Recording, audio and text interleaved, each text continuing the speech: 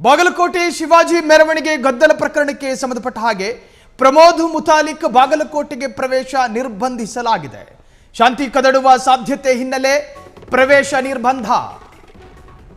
ರಾಜ್ಯದ ಸುಪ್ರಸಿದ್ಧ ಶಾಂತಿಯ ನಾಡು ಬಾಗಲಕೋಟೆಯಲ್ಲಿ ಶಿವಾಜಿ ಮೆರವಣಿಗೆ ಕಲ್ಲು ತೂರಾಟಕ್ಕೆ ತಿರುಗಿ ಗದ್ದಲ ಸೃಷ್ಟಿ ಮಾಡಿತ್ತು. ಆ ವಿಚಾರಕ್ಕೆ ಸಂಬಂಧಪಟ್ಟ ಹಾಗೆ ರಾಜ್ಯಾದ್ಯಂತ ಬಾಗಲಕೋಟೆ ಚರ್ಚೆಗೆ ಗ್ರಾಸವಾಗಿತ್ತು. ಆ ಪ್ರದೇಶದಲ್ಲಿ ಈಗ ಕರ್ಫ್ಯೂ ಜಾರಿಯಲ್ಲಿದೆ, ನಿಷೇಧಾಜ್ಞೆ ಜಾರಿಯಲ್ಲಿದೆ ಫೆಬ್ರವರಿ 24ರವರೆಗೆ.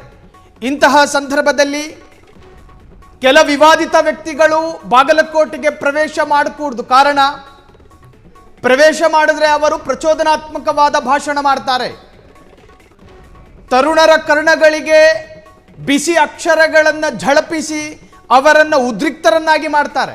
ಆ ಪೈಕಿ ಪ್ರಮೋದ್ ಮುತಾಲಿಕ್ ಕೂಡ ಒಬ್ಬರು ಅಂತ ಹೇಳಿ ಜಿಲ್ಲಾಡಳಿತ ಅವರ ಪ್ರವೇಶ ನಿರ್ಬಂಧ ಮಾಡಿದೆ.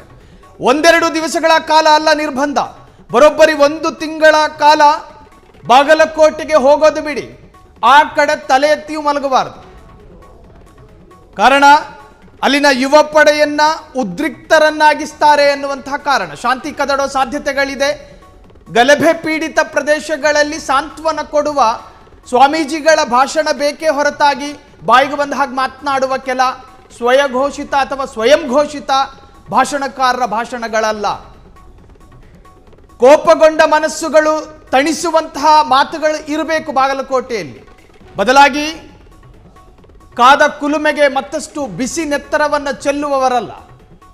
ಶಾಂತಿ ಕದಡೋ ಸಾಧ್ಯತೆ ಹಿನ್ನೆಲೆ ಪ್ರಮೋದ್ ಮುತಾಲಿಕ್ಗೆ ನಿರ್ಬಂಧ.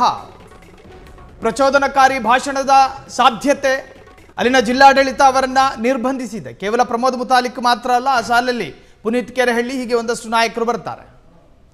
ಇವರೆಲ್ಲರೂ ಬಾಗಲಕೋಟೆಗೆ ಒಂದು ವೇಳೆ ಪ್ರವೇಶ ಮಾಡಿದ್ದೇ ಆದಲ್ಲಿ ಜೈ ಭವಾನಿ ಜೈ ಶಿವಾಜಿ ಅಂತ ಹೇಳಿ ಸುಮ್ಮನೆ ಬರೋದಿಲ್ಲ. ಜೈ ಭವಾನಿ ಜೈ ಶಿವಾಜಿಯ ಜೊತೆಗೆ ಒಂದಷ್ಟು ಸ್ಟೇಟ್ಮೆಂಟ್ಗಳನ್ನು ಕೊಟ್ಟು ಬರ್ತಾರೆ.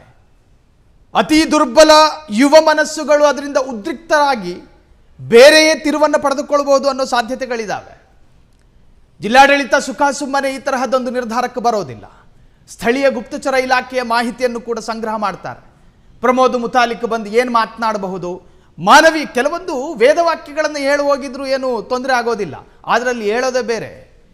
ಇವರ ನಾಲಿಗೆಯ ತುದಿಯಲ್ಲಿ ಸದಾಕಾಲ ರೆಡಿಯಾಗಿರ್ತಕ್ಕಂಥ ಕೆಲ ವಾಗ್ಝರಿಗಳ ಪ್ರಯೋಗಗಳಾಗ್ತವೆ. ಇದರಿಂದ ಅಲ್ಲಿ ಮತ್ತಷ್ಟು ಕಲ್ಲು ತೂರಾಟ, ಮತ್ತಷ್ಟು ಗಲಭೆ ಆಗೋ ಸಾಧ್ಯತೆಗಳಿದೆ ಅಂತ ಹೇಳಿ ಅಲ್ಲಿನ ಜಿಲ್ಲಾಡಳಿತ ಈ ತರಹದ ವ್ಯಕ್ತಿತ್ವಗಳಿಗೆ ನಿರ್ಬಂಧವನ್ನು ವಿಧಿಸುತ್ತೆ. ಆ ಭಾಗವಾಗಿ ಈ ಬಾರಿಯೂ ಕೂಡ ಪ್ರಮೋದ್ ಮುತಾಲಿಕ್ ಸೇರಿ ಪುನೀತ್ ಕೆರೆಹಳ್ಳಿಗೂ ಕೂಡ ಬಾಗಲಕೋಟೆಗೆ 1 ತಿಂಗಳುಗಳ ಕಾಲ ನಿರ್ಬಂಧಿಸಲಾಗಿದೆ.